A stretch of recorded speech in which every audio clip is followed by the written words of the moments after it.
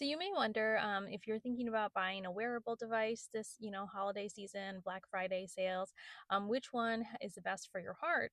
And so I recently saw a meta-analysis study looking at the atrial fibrillation accuracy of detecting atrial fibrillation on different wrist monitor devices, and I'll link to it in the comments. But basically, it saw that most of them were pretty similar. The Apple Watch, Samsung, Seiko, Garmin, Amazfit. I don't know how to pronounce that.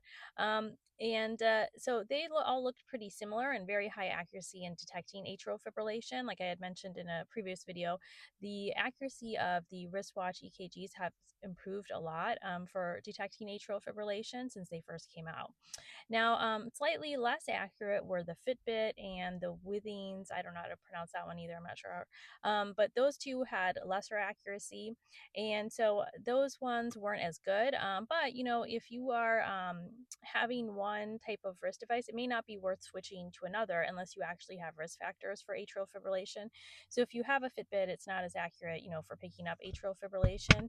But if you don't have any risk factors for it, then it may not, make sense for you to actually switch to a different type of wrist monitor watch device. And so the risk factors are, having other medical conditions like high blood pressure, high diabetes, or being 65 years and older. And so potentially, this is a gift for, parents too, if you're looking, for gift options. It does track atrial fibrillation, which does increase as you get older, 65 and up.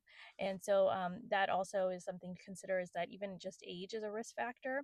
And so if you are older than 65, or if you have family members who are, this may be a helpful, device to have if you're wearing a watch anyways. This one, also has the EKG option and can detect atrial fibrillation. Otherwise, if you don't have any risk factors, you don't really need the EKG option. Usually just the heart rate tracking and the step tracking is helpful to help you exercise more and then keep track of your heart rate, staying in a normal range. And that's usually good enough. Because the EKG capability, it's really good now at detecting atrial fibrillation, but it doesn't necessarily detect any other abnormal heart rhythms. It doesn't have as high of an accuracy. It's mostly, been optimized now for atrial fibrillation, and I'm sure in the future, it will improve to detect other abnormal heart rhythms as well.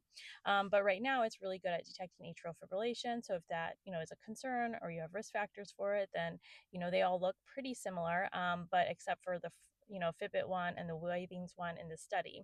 Now, the other thing, the drawback of the studies is that they were pretty small in sample size. But from what they saw, all the other ones looked pretty close to accuracy and pretty good at detecting atrial fibrillation.